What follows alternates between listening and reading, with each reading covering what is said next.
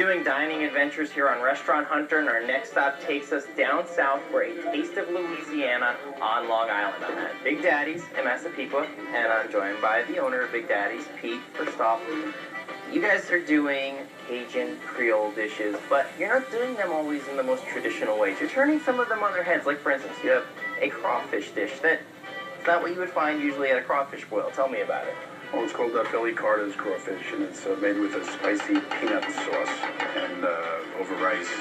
Spicy peanut sauce? Yes.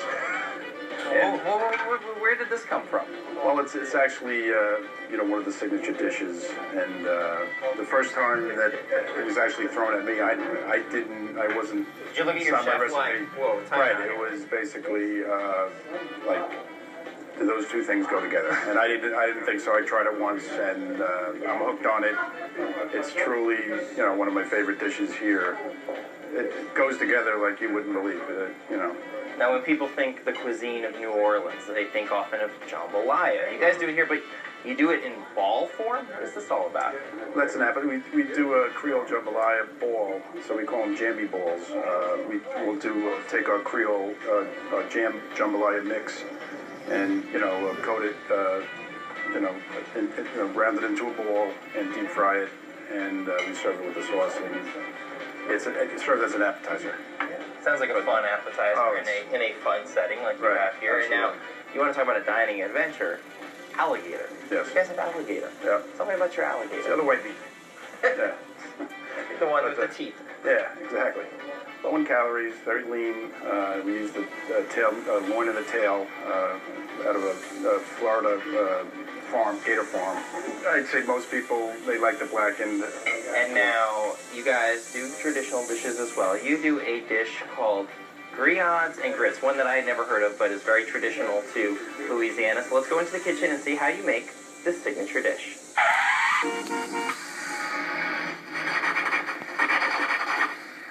Okay, we're going to start off by making the sauce for our griots. So we're going to start with a tablespoon of butter, some celery, chopped onions, red peppers, jalapeno peppers, and green bell peppers. We're going to add a tablespoon of fresh garlic. So we're going to let that cook for 10 minutes. We're going to add some basil, oregano, thyme. Now we add a little bit of black pepper and some crushed red pepper. We add a pinch of salt. So now we're ready to add our liquid ingredients. We got Louisiana hot sauce, Worcestershire sauce, tomato puree, and then some fresh herbs. That's basil, thyme, oregano, and parsley. Then we're going to add our red wine, about a cup or so. Okay, so now we're going to add about 2 quarts of beef stock. That's just going to cook for about 20 minutes. Okay, so now we're going to thicken this with some roux. And then we'll be ready to make our veal dish.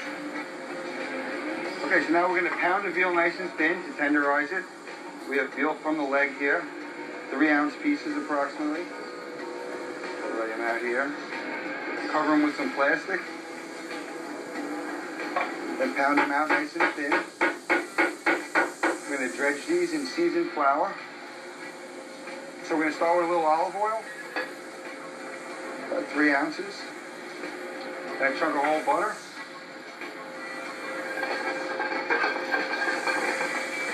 Okay, so now we're going to saute the veal in the olive oil and butter. We'll make room for all 3 of them in here. Cook quick, just until they brown on both sides. Okay, so our veal's ready to be flipped over. Nice golden brown color. Okay, so now we're going to remove the veal from the pan so it doesn't overcook while we make our sauce.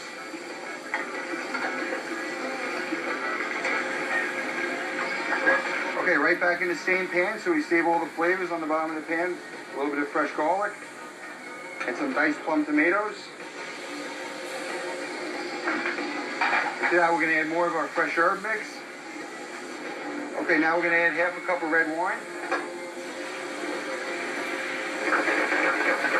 So now our veal sauce is thickened. We're going to add it to this. So now we're going to add the veal back to the pan. We let that cook for 2 or 3 minutes. So now we're going to finish off our goat cheese grits with a little bit of goat cheese, crumbled goat cheese, and a tiny drop of fresh habanero. All right, we're going to start with the grits, about 1 cup, right in the middle of the plate. Make a little base for our griots here. So now our griots are ready. They're going to go right on top of the grits.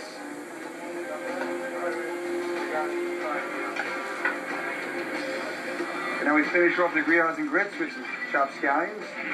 I'm Executive Chef Craig Bedell at Big Daddy's in Massapequa, and thank you for letting me show you how to make our signature dish.